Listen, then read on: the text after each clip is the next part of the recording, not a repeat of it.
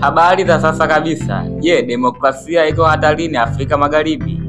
Utawala wa kijeshi nchini Burkina Faso umechukua hatua nzito iliyozua mjadala mkubwa barani Afrika na duniani kote. Je, kuna uwezekano wa vyama vyote vya siasa kufutwa rasmi nchini humo? Na hii ni habari kamili.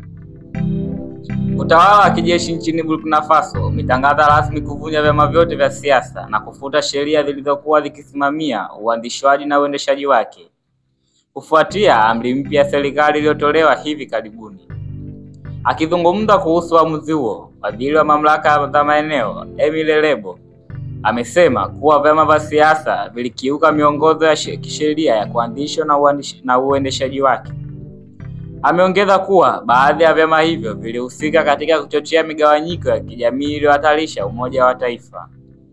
Kwa mujibu wa serikali ya kijeshi iliyopo chini ya Ibrahim Traore, hatua hiyo imelenga kulinda mshikamano wa kitaifa na kuimarisha usalama wa nchi katika kipindi hicho cha mpito. Wakati Burkina Faso ikiendelea kukabiliwa na changamoto za kiusalama na kisiasa.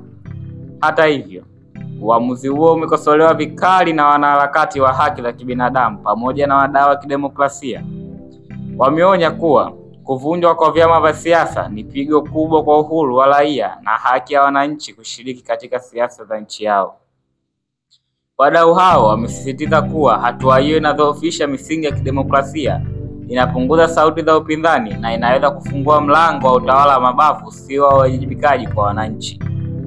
Hatua hii imezua mjadala mpana ndani na nje ya Burkina Faso, huku baadhi ya wachambuzi wakiangalia kama mkakati wa muda wa kudhibiti mgawanyiko wa kisiasa, na wengine wakihofia kuwa ni mwanzo wa kudorora kwa demokrasia na ushiriki wa wananchi katika maamuzi ya kisiasa. Je, huu ni ulinzi wa taifa au ni kufungwa kwa mlango wa kidemokrasia? Endelea kufuatilia Dicky Studio TV kwa taarifa murua na zenye